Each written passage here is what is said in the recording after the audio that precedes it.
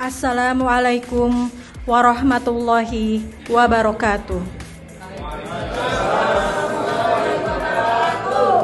Yang terhormat Kepala SMK Negeri 36 Jakarta, Ibu Sri Tati Sugiyarti, SPD. Yang terhormat Bapak Ibu Wakil Kepala Sekolah SMK Negeri 36 Jakarta. Yang kami hormati Bapak Ibu Guru Hebat SMK Negeri 36 Jakarta.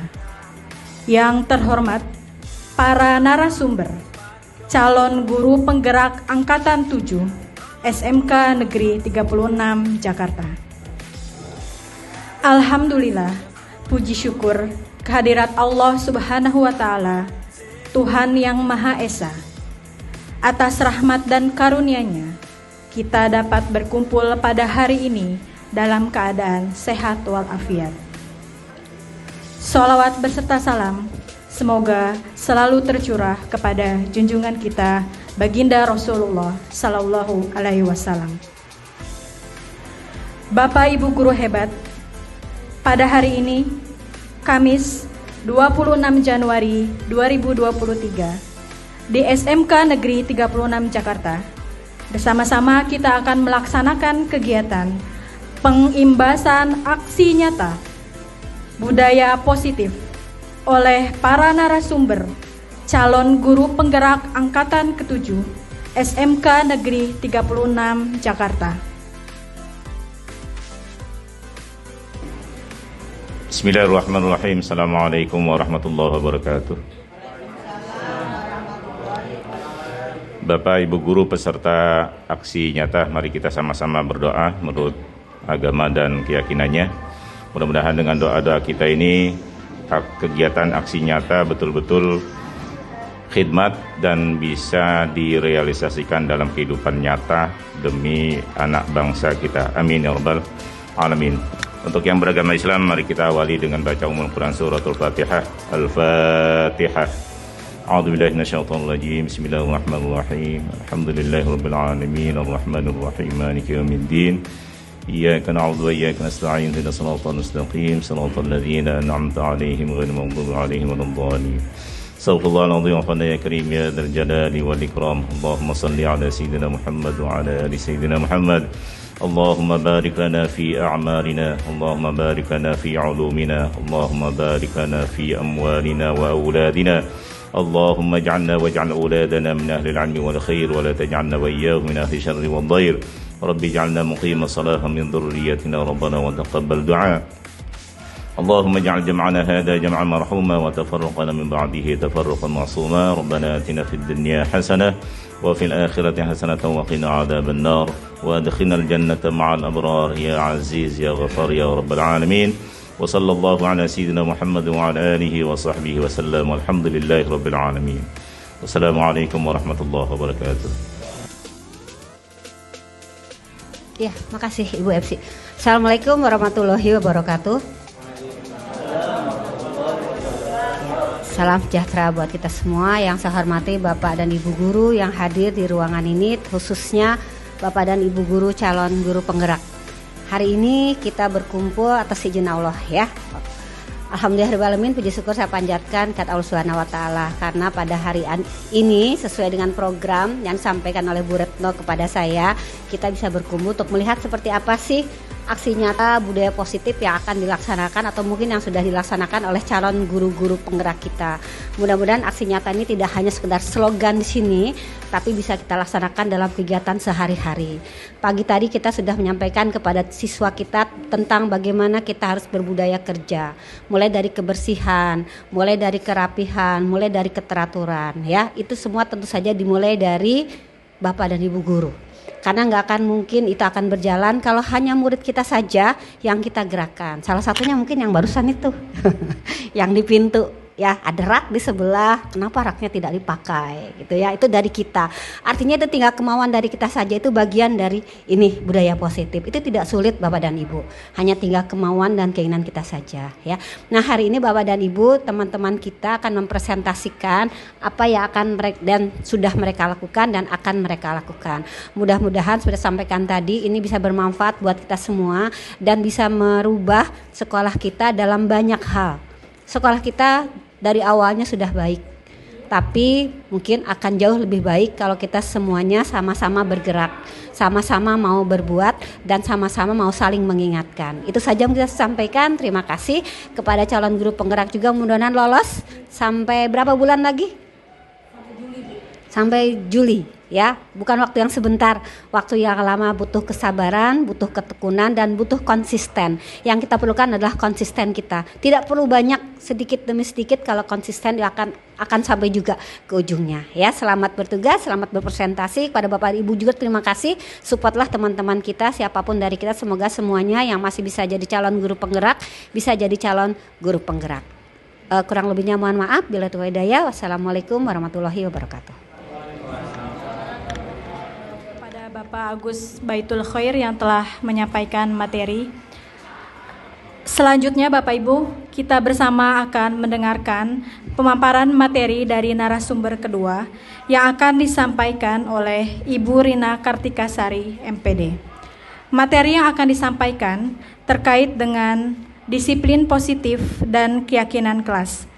Bagi Bapak Ibu yang mungkin memiliki pertanyaan, bisa dicatat terlebih dahulu, nanti akan bisa disampaikan pada sesi tanya jawab. Kepada Ibu Rina Kartikasari kami persilahkan. Assalamualaikum warahmatullahi wabarakatuh. Selamat pagi Bapak Ibu. Saya akan mulai dengan pantun. Supaya agak agak cerah ya. Baik, gadis cantik ke barat-baratan. Seleranya mahal, sukanya Lamborghini. Terima kasih untuk kesempatannya. Izinkan saya membawakan presentasi ini. Baik Bapak Ibu, pertama-tama saya ucapkan banyak terima kasih kepada Ibu Kepala Sekolah yang boleh berkenan hadir untuk boleh menyaksikan kami bertiga, calon guru penggerak dari SMK Negeri 36, boleh membagikan informasi baik dan praktik baik yang boleh kami terima selama mengikuti pelatihan guru penggerak kurang lebih 2 bulan ini. Bapak Ibu, terima kasih boleh berkenan hadir dan meluangkan waktunya. Saya akan langsung ya Bapak Ibu mengenai tema disiplin positif. Tadi Pak Agus sudah menyampaikan mengenai perubahan paradigma, posisi kontrol, dan juga tentang kebutuhan dasar manusia. Ini erat kaitannya dengan disiplin. Tapi seringkali kita mendengar kata disiplin. Disiplin, anak wajib disiplin, harus disiplin tepat waktu. Yang saya ingin tanyakan dari Bapak Ibu, sebenarnya apa sih makna disiplin kalau menurut Bapak Ibu? Boleh disampaikan idenya? Apa sih Pak Tata disiplin kalau menurut Bapak?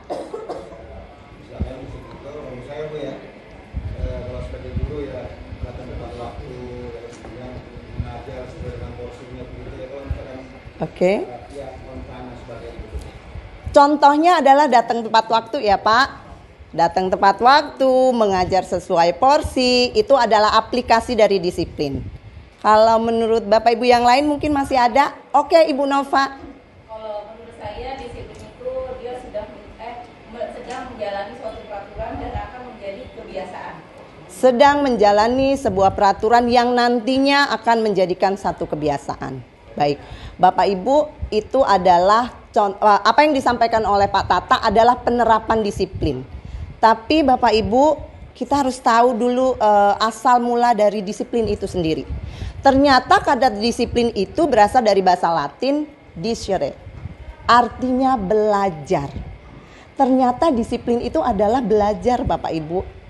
Sehingga jika kita minta anak-anak untuk datang tepat waktu, mereka itu sedang belajar untuk datang tepat waktu.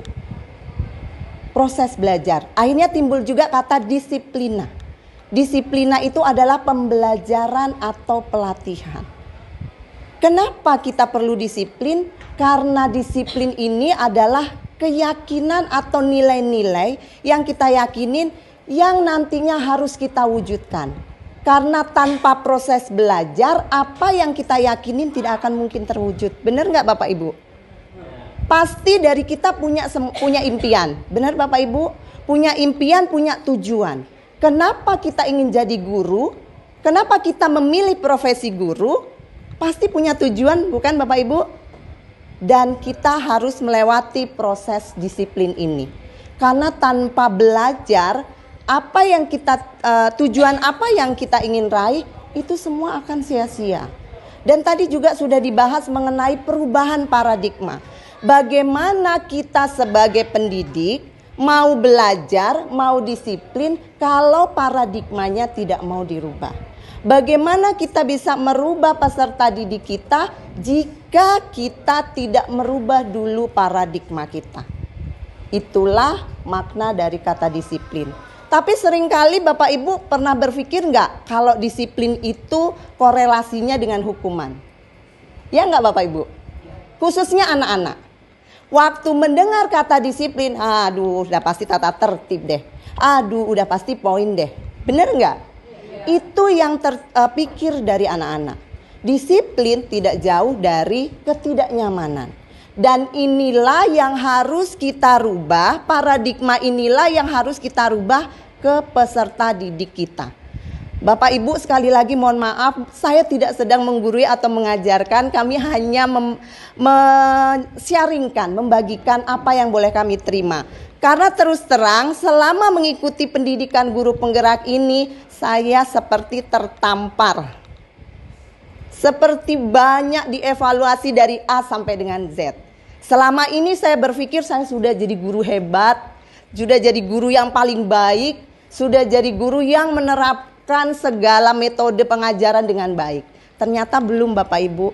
Dan saya sadari seringkali saya memakai otoriter saya dalam penerapan disiplin di kelas. Tapi sedikit demi sedikit saya tahu bahwa perubahan itu adalah proses. Sehingga tidak mungkin 100% bisa seperti kita membalikan telapak tangan. Perlu sebuah proses. Untuk itu Bapak Ibu, mari sama-sama kita belajar dari kata disiplin ini. Kita sudah dapat teguran dari Ibu Kepala Sekolah barusan. Sebenarnya saya cukup malu. Baru akan menyampaikan mengenai disiplin positif, ternyata kita lupa. Ada rak sepatu di sebelah, seharusnya kita letakkan sepatu kita berjejer di rak sepatu, bukan di depan pintu. Itu adalah salah satu contoh dari disiplin ini. Belajar untuk melihat bahwa ada fungsi tempat yang memang layak untuk meletakkan sepatu. Gitu ya Bapak Ibu. Baik, saya akan lanjutkan. Tadi Pak Agus sudah mengambil materi ini untuk menjelaskan untuk korelasinya dengan paradigma, perubahan paradigma. Bapak Ibu, kita harus sadar bahwa disiplin berbeda dengan hukuman. Ini yang sedang kita gumuli khususnya bidang kesiswaan. Begitu Ibu Sulis? Karena sebenarnya mendisiplinkan siswa, mendisiplinkan diri adalah tidak melalui hukuman. Tapi bagaimana menyadarkan diri kita, peserta didik kita, bahwa kamu tuh berharga. Kamu berharga dan kamu layak untuk lebih baik dengan mendisiplinkan diri kamu. Kalau proses disiplin ini boleh mereka jalani, boleh mereka sadari, maka kita mungkin akan lebih mudah mengatur anak didik kita dan mengajarkan tanggung jawab. Bahwa suatu saat kelak nilai-nilai yang kamu yakini ingin kamu capai ini bisa kamu raih melalui proses disiplin tersebut. Baik Bapak Ibu, di sini adalah tujuannya yang tadi saya sampaikan untuk memotivasi dan menghargai. Jika kita sudah belajar Jika kita sudah menerapkan disiplin bagi diri kita, menurut Bapak Ibu, orang lain akan respect nggak ke kita? Dengan sendirinya itu akan dibayar. Dari proses disiplin yang kita terapkan, tanpa kita minta, orang lain akan menghargai kita. Betul Bapak Ibu? Karena harus kita sadari bahwa orang menghargai seseorang bukan semata-mata dengan apa yang mereka miliki saja, tapi terlihat dari karakter orang tersebut. Apakah layak diberikan penghargaan? Apakah layak dihormati? Itu semuanya ada di diri kita.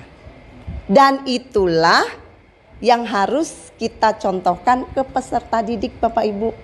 Kita itu seperti buah si malakama, saat menyampaikan di depan peserta didik, sudahkah kita menjadi orang yang kita sampaikan ke anak-anak?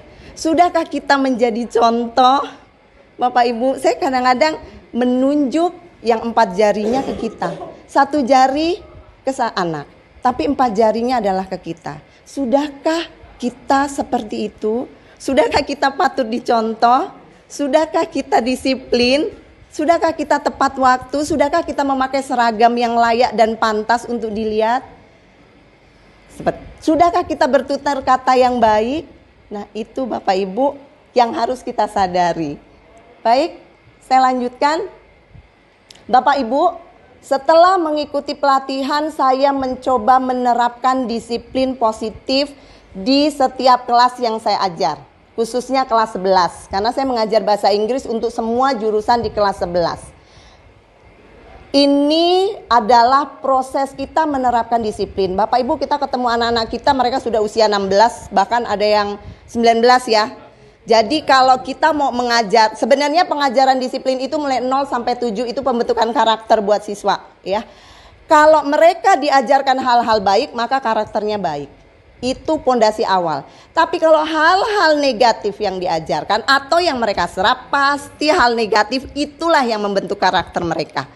Dan mau tidak mau kita sadari mayoritas murid kita memiliki karakter yang tanda kutipnya kurang baik. Dan tugas kita sebagai pendidik adalah membimbing mereka. Karena dijelaskan Bapak Ibu, proses pendidikan ini kalau kita kalau kita mengambil dari Ki Hajar Dewantoro itu adalah menuntun. Tugas kita sebagai pendidik adalah menuntun, membimbing mereka. Baik, saya kembali lagi. Kalau dulu saya bikin aturan Bapak Ibu, aturannya adalah kamu datang tepat waktu. Pelajaran bahasa Inggris harus ngomong bahasa Inggris. Bla bla bla bla bla. Semuanya dari saya Bapak Ibu. Tapi saya mencoba membenahi itu dengan membuat sebuah peraturan dengan cara mendiskusikan terlebih dahulu. Walaupun kita sebagai monitor, fasilitator, tetap kita pantau. Hal yang baik kita arahkan. Tapi saya minta pendapat terlebih dahulu. Saya coba terapkan itu. Selanjutnya ada konsekuensi. Di dalam penerapan disiplin Bapak Ibu, kita dituntut untuk tegas, iya, tapi bukan marah. Itu yang sedang saya rubah.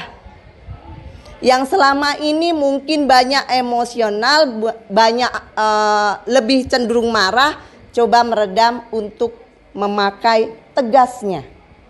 Bukan dengan berteriak, tapi bagaimana ketegasan itu. Dan konsisten.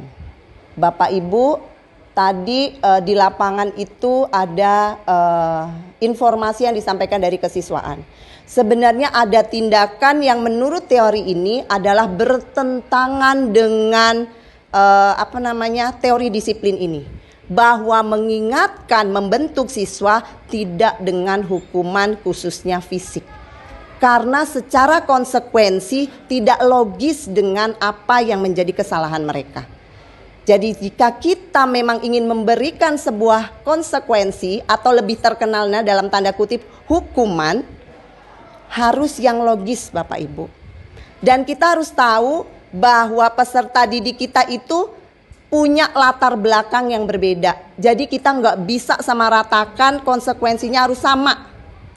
Satu kali saya pernah masuk di kelas 11 AP, ada satu siswa, kelas saya aja dulu deh, 11 NKPI. Kelas 1 siswa, saya nggak enak wali kelasnya ada di sini. Jadi wali kelas saya aja. Baik, di kelas saya ada satu anak, saya sudah menjelaskan dengan semangat yang lainnya. Ada satu anak menguap, kencang sekali, wah. Satu kali, saya hanya tegur. 2 kali, wah, mulai terpancing nih emosi nih. Sabar, sabar. Tapi kita harus tegas menyikapi karakter yang seperti ini. Akhirnya saya minta dia untuk cuci muka. Di belakang, baru balik. Setelah selesai belajar, saya ajak dia bicara. Setelah saya mendengarkan penjelasannya, sampai saya tanya begini Bapak Ibu, diajarin nggak kalau menguap itu nggak sopan? Nggak pernah, Miss. Bagaimana kita mau menyalahkan anak didik kita jika di rumah itu adalah hal biasa? Salah nggak kita Bapak Ibu kalau nyalahin? Itu saya kayak, kita nggak bisa nyalahin. Ternyata bagi mereka itu biasa. Jadi kita harus lihat dulu. Ternyata salah ya. Gimana saya mau marahin? Jadi selama ini nggak pernah diajarin. Nggak tahu, Miss. Emang nggak sopan ya, Miss? Akhirnya baru penjelasan. Dan lama-kelamaan akan ada perubahan. Bapak Ibu, kenapa ini perlu kita bentuk? Kenapa disiplin pribadi dulu deh, kita dulu deh. Bagaimana kita mau membuat suatu budaya positif yang sudah digaung-gaungkan di sekolah? Bagaimana tadi Ibu Kepala Sekolah boleh menyampaikan supaya budaya positif ini boleh diaplikasikan jika pribadi-pribadinya belum mau berubah. Karena disiplin positif dari pribadi akan terbentuklah suatu budaya positif. PR ya Bapak Ibu buat kita semua. Mari tetap semangat. Oke, terus siapa sih? Semangat Bapak Ibu. Sebenarnya Oke, Bapak Ibu, siapa sih sebenarnya yang berperan untuk menciptakan budaya positif di sekolah? Guru. Kata Bu Isma guru. Ada lagi? Manajemen. Semua pihak. Baik dari Caraka, security, bahkan kantin yang sudah masuk di lingkungan sekolah juga ikut terlibat. Ada aturan mainnya. Jadi saat ini sedang diberlakukan untuk tidak boleh menyiapkan styrofoam dan lain sebagainya. Itu adalah salah satu bagian kita menciptakan budaya positif di sekolah. Dan jika itu benar-benar diterapkan Bapak Ibu, jangan pernah beli bawa tas plastik ya Bapak Ibu ke sekolah. Bawalah Tupperware. Karena membawa tumbler dan lain sebagainya. Mohon maaf jangan menyebut merek. Yang jelas jangan memakai alat-alat yang memang tidak untuk peruntukannya. Supaya apa? Mengurangi sampah Bapak Ibu. Karena kalau membuang sampah susah, ya sudah, bawalah dari rumah. Kalau itu mau dibuang mereka pasti akan rasa sayang. Oke Bapak Ibu, mengingat keterbatasan waktu, saya ingin menjelaskan lebih lanjut lagi apa yang saya aplikasikan di kelas.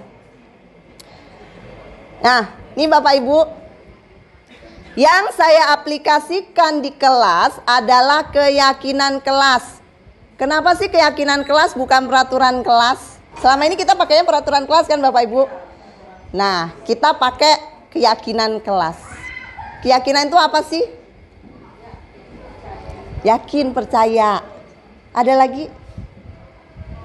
Yakin itu adalah nilai-nilai yang kita percaya ya Bu Ros ya.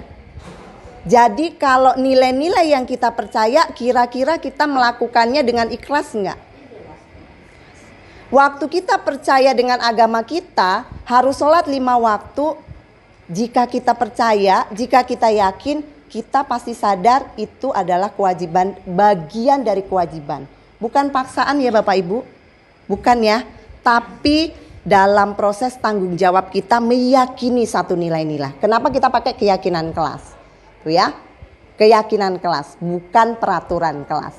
Yang saya terapkan di kelas adalah seperti ini Bapak Ibu. Saya minta anak-anak, ini ada saksinya, ini anak kelas 11 The Cafe.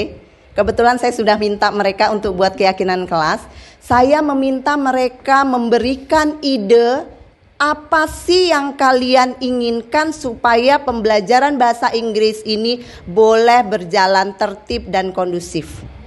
Maksimum 3 poin. Contohnya misalkan, ini ada yang menulis, ada karena sekarang sudah zamannya gadget, saya minta mereka kirim ke WhatsApp group. Kirim, idenya apa? Nah, ada yang bilang menerapkan budaya industri, anak TAB tuh. Ada yang bilang masuk tepat waktu, jujur disiplin. Ada juga yang menyampaikan budayakan kata maaf, permisi, dan minta tolong dan terima kasih. Setelah mereka menyampaikan ini, kita plotting. Dari ide-ide yang sudah mereka berikan, akhirnya jadilah satu contoh keyakinan kelas Bapak Ibu. Sebenarnya ada 3 Bapak Ibu, tapi tidak muncul di sini. Jadi kita masukkan setiap hal yang sudah mereka sampaikan tentang ide-ide mereka. Itu sebagai kontrol sistem mereka dalam mengikuti pembelajaran bahasa Inggris. Dan saya berharap ini juga diterapkan di pelajaran lain. Itu yang saya minta mereka untuk menerapkan. Dan Bapak Ibu, dengan menerapkan ini saya cukup bersyukur. Bapak Ibu kenalkan anak-anak teknologi seperti apa. Kalau habis istirahat pertama atau kedua, mereka datang telanjang kaki. Baju sudah keluar semua. Jam saya jam terakhir Bapak Ibu. Jadi saya sering kali melihat begitu. Setelah menerapkan keyakinan kelas, lihat saya jalan, Miss Rina, buru-buru ambil sepatu. Itu bagi saya luar biasa Bapak Ibu. Berarti ada kesadaran diri untuk pakai sepatu. Padahal hal simpel kan Bapak Ibu, tapi tanpa diteriakin mereka tahu, sudah datang gurunya, harus pakai sepatu. Dan itu saya luar biasa. Terus yang kedua, tadi seharusnya saya mengajar di kelas TP Bapak Ibu. Tapi lampunya mati. Konslet, saya nggak tahu kenapa. Tidak ada satupun anak yang keluar duduk di koridor, semua di kelas. Dan itu saya terharu. Karena di sini ada poinnya, datang tepat waktu, hadir tepat waktu. Mereka duduk semuanya pun gelap-gelapan. Ini kenapa? Sampai saya bilang, lampunya mati Miss. Akhirnya Pak Bambang datang. Karena saya harus mempersiapkan ini itu, saya bilang nanti kalau misalkan sudah nyala, kita akan coba belajar atau kita pindah kelas. Tapi bukan itu masalahnya Bapak Ibu. Yang saya lihat adalah mereka duduk di kelas menunggu saya. Itu perubahan yang menurut saya wow. Jadi tanpa kekerasan, tanpa teriakan, saat kita sentuh hatinya, mereka berubah. Kemarin di kelas TAB, saya mengajar juga. Saya sampaikan mengenai kontrol, teori kontrol. Saya bilang, nak kamu pilih sekolah ini siapa yang suruh? Saya, ada nggak yang paksaan orang tua? Ada. Terus kok kamu mau? Ya bis gimana Miss? Berarti akhirnya kamu menyadari kamu mau. Kalau kamu nggak mau kan sebenarnya bisa aja. Berarti siapa yang menentukan mau dan enggaknya? Ya kita sih Miss. Nah kalau menurut kamu bahasa Inggris susah nggak? Susah. Bisa nggak belajar? Bisa. Siapa yang menentukan mau dan enggaknya belajar? Kita sih Miss. Anak yang tadinya duduk di belakang, Septian itu antara verb, kata kerja, dan noun itu nggak bisa bedain Bapak Ibu. Pindah ke depan. Perhatiin saya menjelaskan tentang passive sentence. Dan menurut saya itu perubahan yang cukup besar. Saya tidak bisa merubah 900 atau berapa ratus anak di sekolah ini. Cukup dengan memulai 1, 2, 3 anak itu adalah perubahan. Jadi Bapak Ibu, sekali lagi, jika kita yakin, jika kita memiliki keyakinan bahwa apa yang kita yakinin itu akan terwujud, mulailah dari diri kita sendiri untuk kita terapkan ke anak didik kita. Begitu saja yang boleh saya sampaikan Bapak Ibu. Terima kasih untuk waktunya. Assalamualaikum warahmatullahi wabarakatuh. Acara selanjutnya yaitu sesi tanya jawab. Pada sesi ini dipersilakan untuk 3 orang penanya. Kepada Bapak Ibu yang ingin bertanya, dipersilakan. Terima kasih. Assalamualaikum warahmatullahi wabarakatuh. Ya, terima kasih kepada Bapak Ibu narasumber tadi yang sudah menyampaikan tentang disiplin. Hari ini kita kayaknya tengah semua apa sih itu disiplin.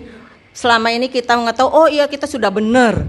Ya kan? Sudah yakin kita itu, sampai dengan yakin kita benar. Ini kan ibu yang paling tua, guru yang paling tua, guru yang paling disiplin. Ternyata setelah melihat hari ini kita baru melihat, oh iya ternyata disiplin adalah kita belajar. Belajar dan belajar, tapi belajar sampai kita mati pun juga belajar ya. Nah, jadi Bapak Ibu, ini adalah tadi sudah disampaikan oleh Pak Ustadz Agus, Miss Rina, Miss Eno dengan menggebu-gebu tentang disiplin. Sangat bagus sekali, merupakan pelajaran baru bagi saya. Walaupun 5 tahun lagi pensiun, tapi namanya belajar sampai pensiun ya. Ini adalah suatu kenyataan nih ya. Saya melihat kita ini setiap hari, ini saya contohnya saya sebagai siswa. Saya di rumah, saya tinggal di kontrakan. Keluarga saya ada 5, di situ saya masak, di situ saya tidur saya bergantian. Bergantian nih Bapak Ibu. Oh ada yang jam sekian adalah jatahnya adik saya, yang sekian jatahnya saya, yang sekian adalah jatahnya sekian. Saya tidurnya jatahnya terakhir. Jatah saya adalah tidur saya itu dari jam 4 sampai dengan jam 6. Kemudian saya datangnya terlambat. Begitu saya nyampe sekolah, perut saya lapar, tidur saya kurang, saya disuruh push up. Apakah ini bisa merubah saya? Enggak. Saya tidak merubah sikap saya. Kenapa? Karena saya seperti itu terus. Setiap hari saya gitu lagi, disuruh push up lagi, perut saya lapar dan lain sebagainya. Tetap aja kita di sekolah itu memarahin dia, ya kan? Memarahin gini terus ya. Akhirnya apa? Saya timbul rasa kekebalan di dalam tubuh saya, kebal otak saya, karakter saya kebal. Mau diapain juga saya tetap seperti itu sampai saya tamat. Akhirnya sakit hati siapa? Ya guru saya yang sakit hati. Kan gitu ya Bapak Ibu. Guru saya yang sakit hati. Nah, dengan begitu, bagaimanakah setelah kita melihat ini, ya kan? Setelah kita melihat paparan karakter yang disampaikan oleh para narasumber yang hebat-hebat tadi, pertanyaannya, apakah kita masih seperti itu kah Bapak Ibu? Yang disebutkan oleh Miss Eno adalah nomor 1, hukuman. Ya. Jadi ini adalah saran dan sekaligus pertanyaan ya kan. Pertanyaan Bapak Ibu sebagai kita orang pendidik, apakah masih seperti itu dengan nomor 1 kah atau dengan nomor 5 kah? Ya kan? Yang kedua pertanyaan, bagaimanakah kita bisa menerapkan supaya anak-anak kita ini tadi disiplin adalah sebagai belajar? Mungkin adalah perlu kita konstruksi kita bersama. Mungkin itu yang menjadi, mungkin ya perlu tadi yang Miss Eno atau Miss Rina sudah bikin setiap kelas harus anak judul dan lain sebagainya. Jadi mohon ya kan sarannya kepada kita semua untuk melaksanakan benar disiplin itu dengan sesuai dengan apa namanya ya, sesuai dengan aturannya, kata disiplin. Terima kasih. Assalamualaikum warahmatullahi wabarakatuh. Baik, Ibu Ros, terima kasih untuk tanggapan dan pertanyaannya terkait kata disiplin. Bapak Ibu, kita tahu murid-murid kita berbagai macam ragam ya Bapak Ibu, dengan latar belakang yang tadi sudah disampaikan dengan Ibu Ros. Pertanyaan dari Ibu Ros setelah menjabarkan tadi, bagaimana sih anak yang dengan latar belakang seperti ini tidur aja kurang, sarapan aja nggak sempet, mungkin orang tua nggak punya uang atau mungkin hanya dikasih uang jajan pas-pasan. Terus sampai sekolah datang terlambat dan harus mendapat hukuman. Apakah ini harus diterapkan terus di sekolah? Bapak Ibu, Bu Ros khususnya, tadi saya di belakang sempat berbicara dengan Ibu Sulis selaku wakil kesiswaan. Secara pribadi setelah kami mengikuti program pelatihan ini, kami banyak bergumul tentang peraturan yang diterapkan di sekolah. Tapi kita tidak bisa merubah tatanan yang sudah ada semudah membalikan telapak tangan. Untuk itu tadi saya sampaikan, kita merubah dari diri kita sendiri, dan jika kita menemui murid yang seperti ini, mungkin kita bisa personal. Yang kita bisa lakukan adalah mengatur, atau tadi sudah disampaikan juga, anak ini tidak sendiri, Ibu, Bapak Ibu, anak ini punya orang tua. Karena mendidik siswa itu seperti trilogi ya. Jadi ada orang tua, ada siswa, ada masyarakat sekitar. Perlu kita libatkan. Karena anak juga belum bisa mengambil keputusan. Jadi bagaimana pengaturan pola tidur anak, yang harus kita bicarakan adalah dengan pihak orang tua. Mau tidak mau pihak sekolah harus kerjasama dengan orang tua. Dan dari pihak sekolah mengenai peraturan yang ada, kita bergumul untuk terus memperbaiki supaya rasa tanggung jawab dan motivasi itu timbulnya dari dalam.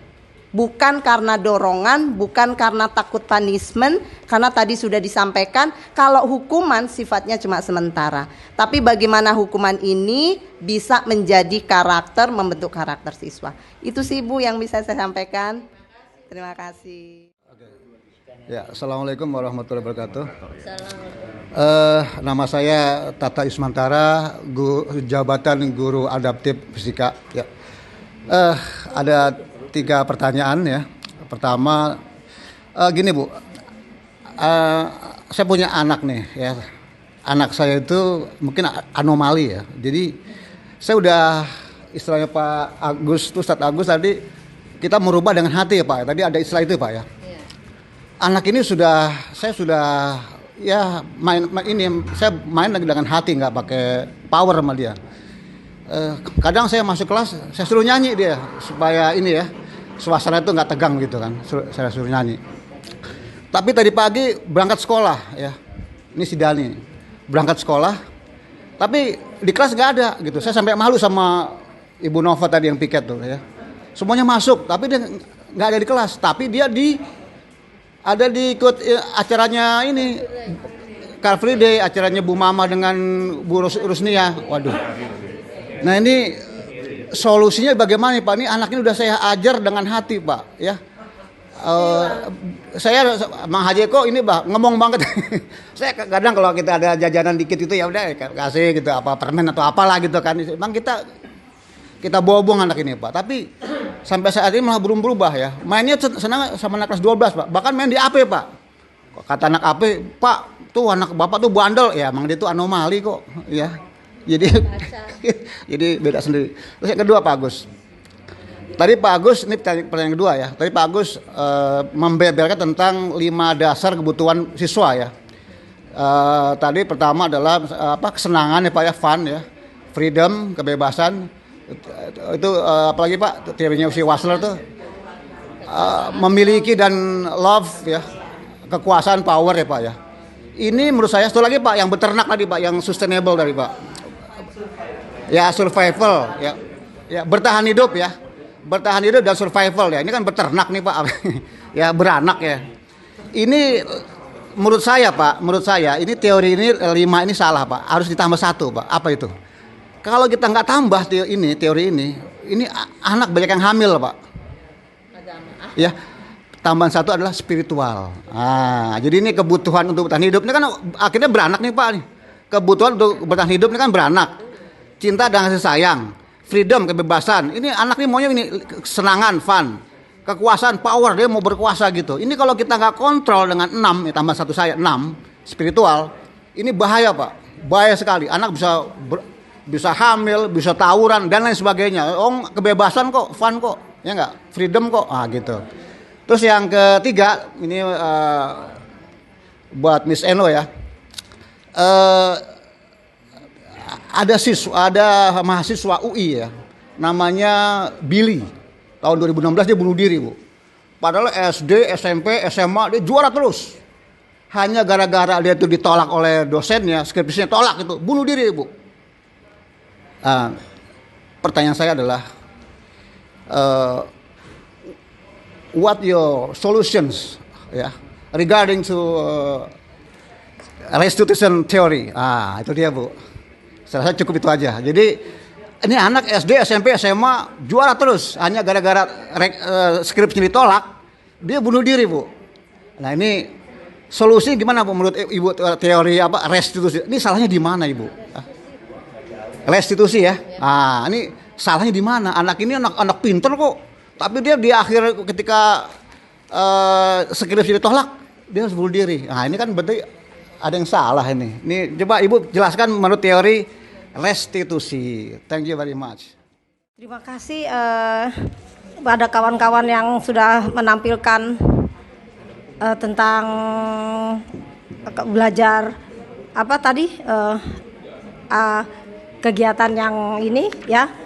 Tadi ada catatan yang perlu saya sampaikan kepada rekan-rekan ketiganya, kepada Ustadz Agus.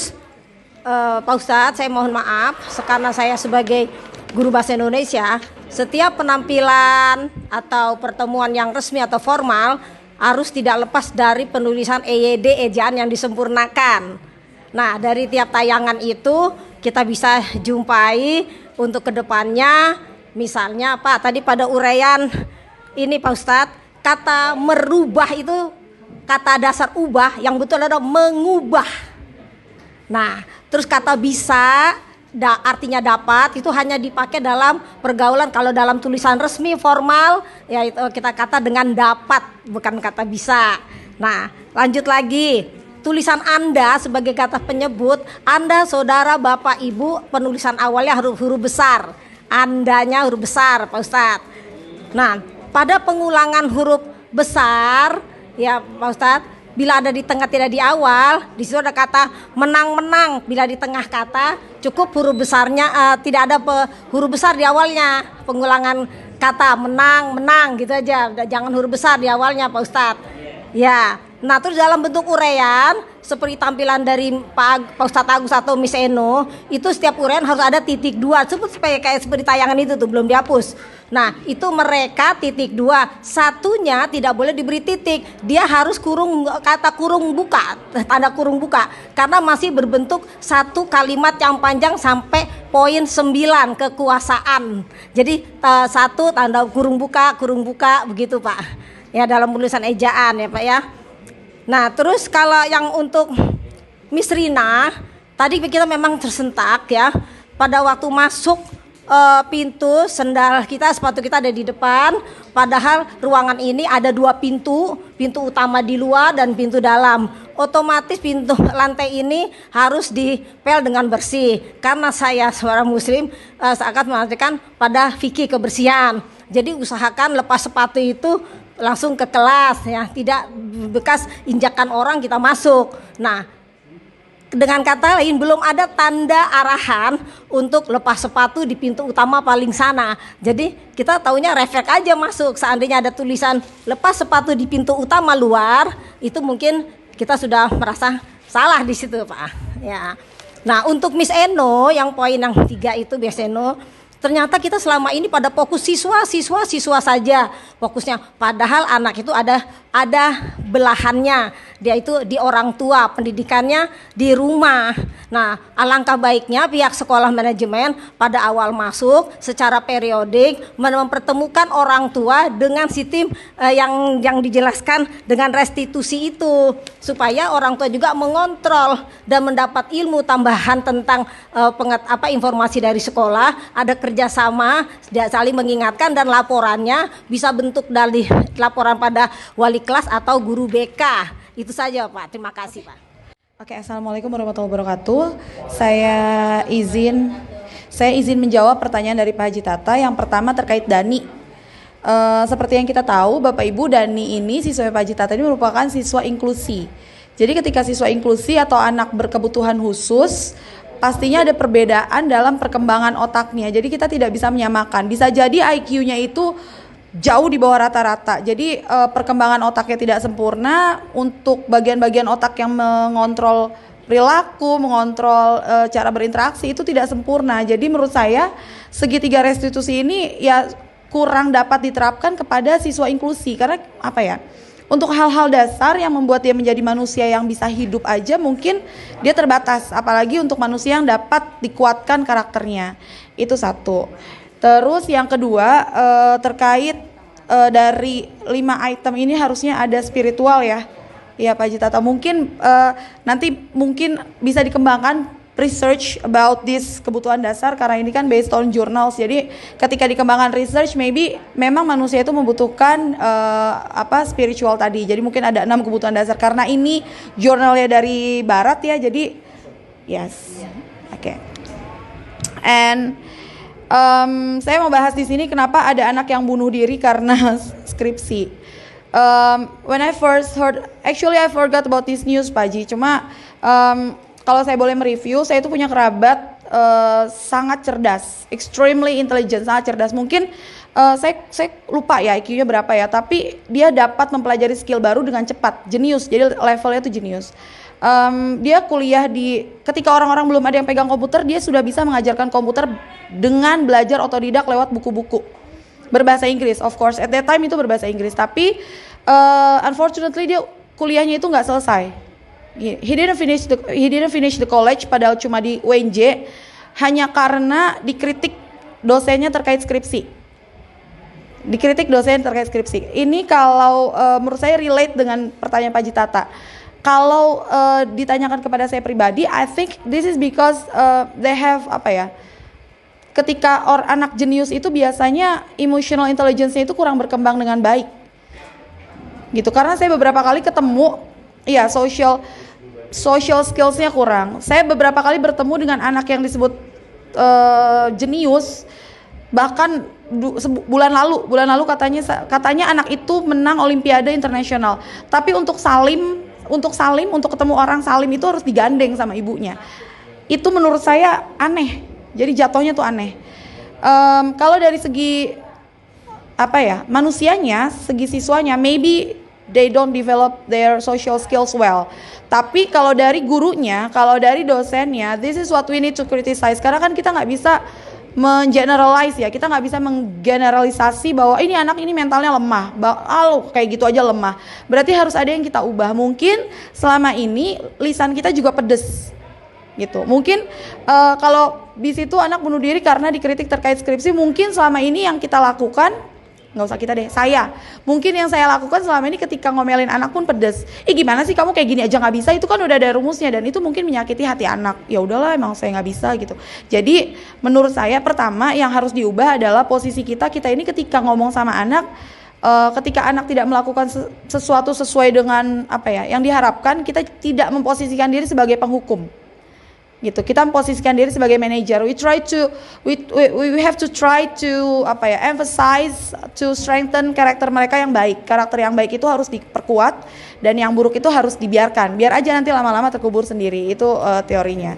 Dan ketika kita sudah memposisikan diri sebagai manajer, barulah kita bisa melakukan tahapan restitusi tersebut gitu. Jadi ketika si anak ini kok di skripsinya skripsi itu kan perkara yang sepele ya menurut saya. Maksudnya cuma skripsi gitu loh, bukan research, bukan doctoral thesis gitu. Jadi ketika dia dikritik dia mental, berarti mungkin ada lisan dari dosennya itu yang harus diubah, dan ya itu dia. Jadi kita posisikan itu, jangan sampai kok bisa sih anak jenius kayak gini bisa merasa gagal gitu. Jadi segitiga restitusi bisa diterapkan after kita tidak menggunakan posisi sebagai penghukum. I think, is it clear enough? Okay, thank you so much. Baik, terakhir tadi pertanyaan dari Pak Haji Tata ya. Yang pertama restitusi ya, mungkin Miss Ena ya tadi ya. Untuk masukan, memang coba tadi lupa ya. Iya, ini Ini kan kita dalam pendidikan guru penggerak, memang kita mengambil dari itu ya, hanya yang disampaikan 5 dasar gitu. Tapi secara pribadi saya guru agama emang nggak terakomodir ya gitu ya, secara kebutuhan spiritual ya. Ini emang cukup kritis ya. Saya pun secara pribadi sangat setuju kalau ini ditambahkan itu, tapi kan yang ini bukan kita gitu ya, tapi bisa menjadi masukan buat kami, terutama para guru CKB ya. Terima kasih atas masukan dari Pak Citra. Kemudian Umi tadi susunan tata bahasa ya, ejaan yang disempurnakan ya. Terima kasih Umi atas masukan semuanya. Ya mungkin nanti ke depan biar lebih baik lagi. Terima kasih. Mungkin mari kita dengarkan tanggapan dari calon guru penggerak angkatan 5 ya. Ya, kepada Ibu Sulistiani kami persilakan. Bismillahirrahmanirrahim. Assalamualaikum warahmatullahi wabarakatuh. Yang terhormat Ibu Kepala Sekolah dan Bapak Ibu Guru dan teman-teman CGB hebat angkatan 7 ya. Saya sharing ini ditembak ini gini. Apa yang disampaikan oleh Miss Eno, kemudian Pak Agus dan Miss Rina tadi, saya menjalaninya 6 bulan yang lalu kurang lebih ya. Ketika tadi Miss Rina dengan penuh perasaan ya menyampaikan itu pun terjadi pada kami ketika itu setelah mendapatkan materi di modul 1.4 ya. Terjadi pergulatan batin yang luar biasa ketika itu. Sementara satu sisi saya berdiri pada saat itu adalah sebagai penegak disiplin lah bahasanya ya, maksudnya urusan tata tertib di sekolah. Maka beberapa kali kami mengundang tim kesiswaan ya untuk melakukan revisi dan juga belum lagi setelah kami lakukan revisi terbitlah Kepmen tentang sekolah ramah anak juga. Jadi luar biasa buat saya pribadi sendiri ya, bersama Bu Eka ketika itu menghadapi ini. Saya sedikit mau mengklarifikasi saja apa yang disampaikan oleh Bu Rina tadi. Kenapa kita masih terjadi kayak tadi pagi ada push up yang harusnya saya tahu itu tidak boleh dilakukan. Namun kita di sini memandangnya adalah bukan dari sisi tadi teori-teori yang sudah dikemukakan. Bapak Ibu, semua teori yang sudah dikemukakan dan sudah dipelajari tadi itu bagus. Ilmunya luar biasa. Namun untuk mengaplikasikan semua teori tadi, mungkin kalau bagi saya sendiri juga perlu ada pemilahan. Kita lihat juga intake anak sekolah kita. Ini seperti apa latar belakangnya? Kalau kita terapkan teori segitiga restitusi tadi, restitusi saja ke anak ketika anak bermasalah, kita tanya ini.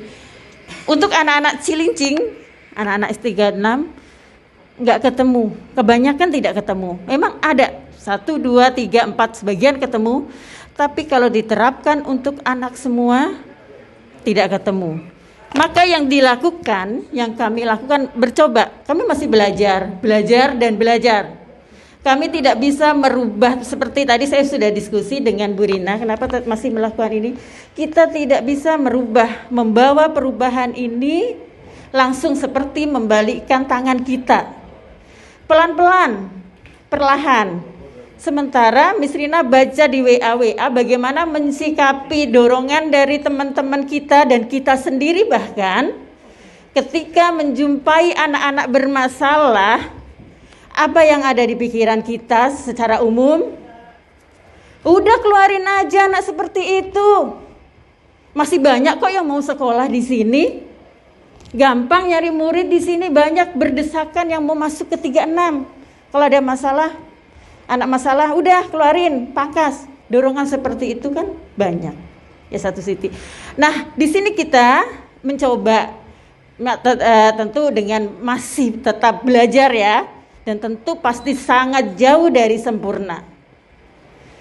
Tidak serta-merta kita mengakomodir telan mentah-mentah semua tadi yang bisa kita teori itu.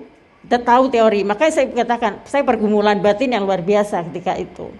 Punya tata tertib, punya aturan, tapi satu sisi saya belajar teori yang seperti ini. Akhirnya yang saya lakukan adalah ketika itu adalah belajar bijak ya, mengambil posisi di tengah-tengah. Pelan-pelan. Tidak langsung semua permintaan anak keluarkan, enggak langsung serta-merta kita keluarkan. Makanya agak ditahan-tahan ya, komunikasi juga dengan ibu kepala sekolah. Dan tekanan dari dinas pun sebenarnya kita memang kalau bisa jangan ngeluarin anak, kalau enggak sangat amat terpaksa sekali.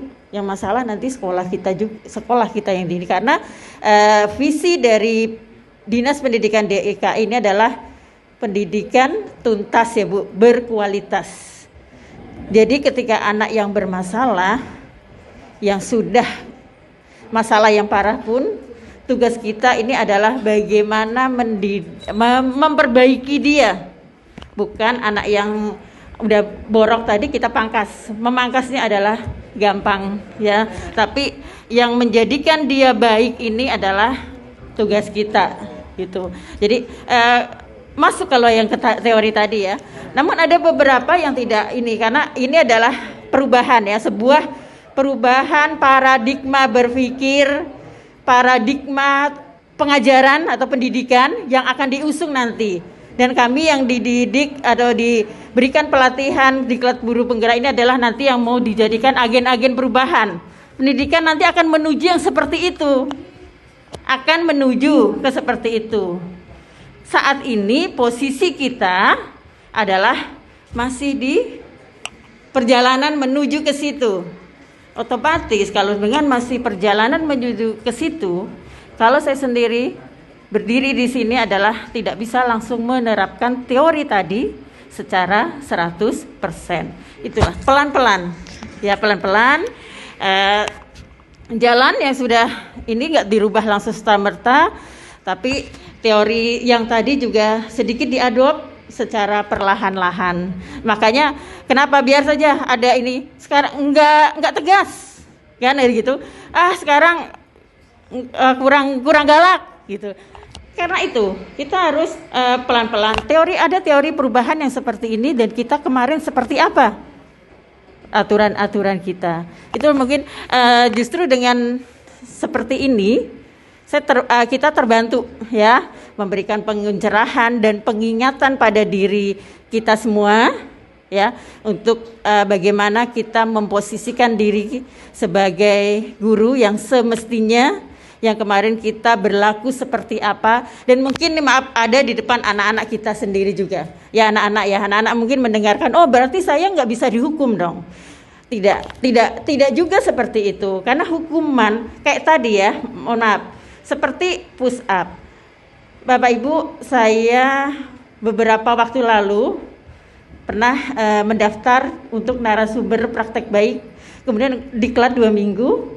Setelah diklat itu kita membuat video tentang para praktek baiknya. Saya angkat tentang hukuman anak yang di push up, Bu.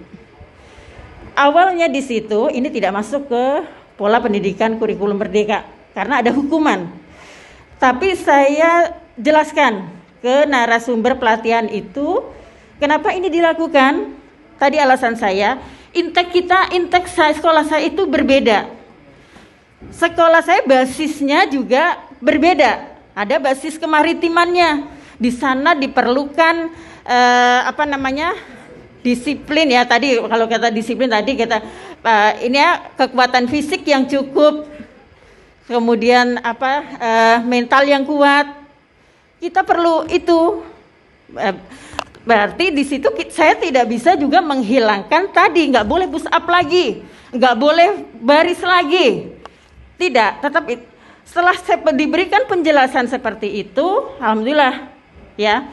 Yang semula tadi hujatan banyak karena tidak sesuai dengan sekolah ramah anak dan sekolah yang berpihak kepada murid. Kan di kurikulum merdeka ini kita dituntut sekolah yang berpihak kepada murid yang kita utamakan.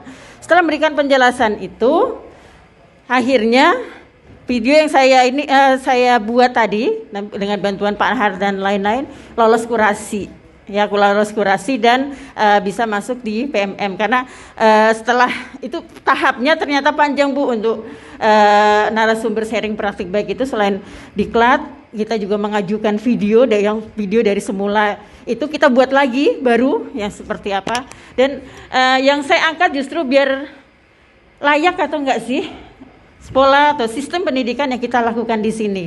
Itu saya syuting ya tentang bagaimana anak yang di push up yang terlambat. Tidak masalah ternyata Bapak Ibu kalau kita melakukan itu. Kalau kita belai-belai anak kita dengan teori restitusi tadi, untuk saat ini belum bisa sepenuhnya kita terapkan.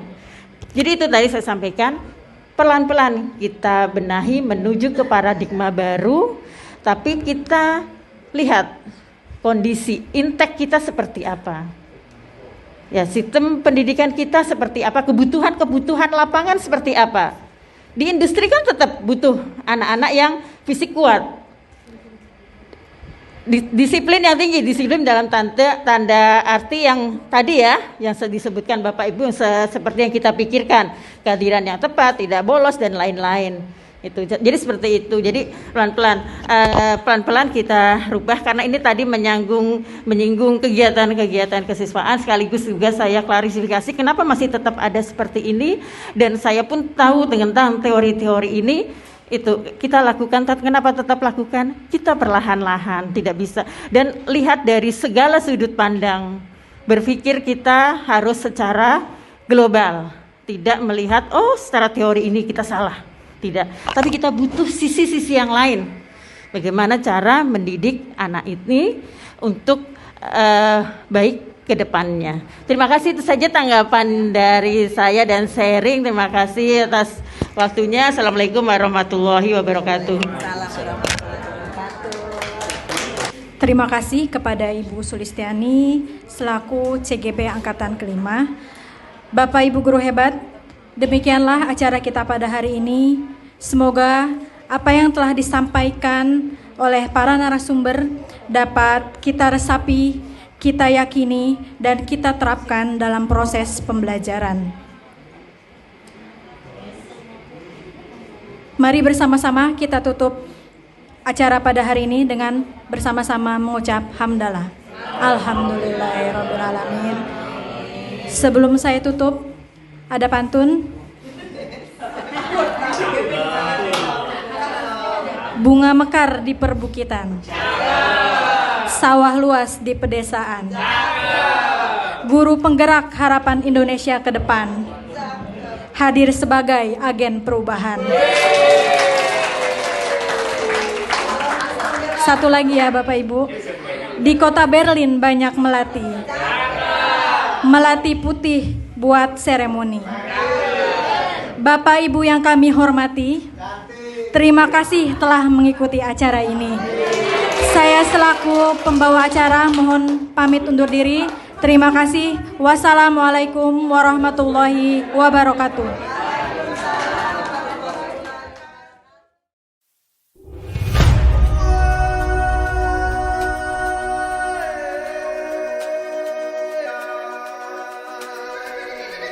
Warahmatullahi wabarakatuh. Perkenalkan, saya Dewi Mariana, guru mata pelajaran IPAS di SMK Negeri 36 Jakarta. Izinkan saya untuk memberikan testimoni guru atas nama Ibu Rina Kartikasari. Beliau mengajar mata pelajaran bahasa Inggris di SMK Negeri 36 Jakarta.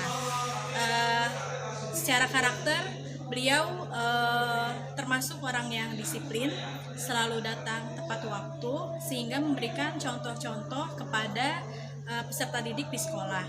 Selain itu, beliau juga memiliki karakter yang tegas kepada siswa-siswi di kelas. Beliau juga setelah mengikuti kegiatan pendidikan pada program guru penggerak, kebetulan kemarin mengisi kegiatan desiminasi budaya positif sangat bermanfaat sekali bagi kami para guru yang mendapatkan materi tersebut, terutama dalam hal memotivasi kami kepada guru-guru di sekolah bahwasanya budaya positif itu harus terus dikembangkan di sekolah sehingga timbul budaya-budaya positif baik itu yang diterapkan oleh kita warga sekolah, guru, peserta didik maupun karyawan yang ada di sekolah. Selain itu, Ibu Rina juga memiliki jiwa kerjasama yang baik, mampu berkolaborasi dengan para guru di sekolah, sehingga kami sebagai rekan sejawat sangat senang dan juga bisa bekerja sama dengan beliau dengan baik. Selain itu, beliau juga setelah mengikuti kegiatan program guru penggerak ini, terutama khususnya pada materi budaya positif, selalu memotivasi kepada kami sebagai pendidik untuk bisa memahami karakter dan juga kondisi peserta didik sehingga dalam proses pembelajaran bisa berjalan dengan baik dan memahami karakter maupun kemampuan peserta didik. Mungkin itu saja yang dapat saya sampaikan terkait dengan testimoni atas nama Ibu Rina Kartikasari. Semoga sukses terus kegiatannya. Terima kasih. Wassalamualaikum warahmatullahi wabarakatuh. Assalamualaikum warahmatullahi wabarakatuh. Halo semua, nama saya Rosadia dari kelas 11 Teknik Permesinan. Pendapat saya mengenai Miss Rina dalam mengajar itu cukup baik. Ia membuat komitmen kelas supaya teman-teman saya menjadi lebih disiplin dalam masuk ke kelas, seperti datang tepat waktu sebelum pembelajaran dimulai. Demikian pendapat saya. Terima kasih. Wassalamualaikum warahmatullahi wabarakatuh. Assalamualaikum warahmatullahi wabarakatuh. Saya Zikir Zaman dari kelas 11 Teknik Alat Berat. Pesan dan kesan untuk selama pelajaran Miss Rina yang saya rasakan tuh selama pelajaran Miss Rina, saya sangat senang. Karena apa? Karena dari cara pembawaan Miss Rina mengajar itu berbeda. Terlihat mereka tuh Miss Rina itu bisa membawa suasana menjadi lebih menyenangkan, lalu anak-anak bisa menjadi semangat dalam belajar. Karena cara mengajar Miss Rina itu dari banyak cara, itu ada seperti dari game, entah dari tanya jawab. Itu menurut saya sangat seru. Karena apa? Karena itu dapat membangkitkan suasana belajar kita. Nah, untuk selebihnya itu dari Miss Rina itu saya senang itu karena Miss Rina dapat membuat sebuah komitmen kelas. Seperti ketika pelajaran Miss Rina itu kita membuat ada komitmen kelas, yaitu seperti kita nggak boleh keluar selama jam pelajaran, terus berpakaian harus rapi dan lain-lain. Pokoknya selama Miss Rina itu terbilang sangat rapi dan menyenangkan. Segitu saja pesan dan kesan dari saya. Semoga untuk kedepannya Miss Rina dapat lebih semangat lagi dalam mengajar anak-anak tanpa nggak bosan, nggak jenuh sama anak-anak 11 Teknik Alat Berat. Sekian saja dari saya. Kurang lebihnya mohon maaf. Assalamualaikum warahmatullahi wabarakatuh.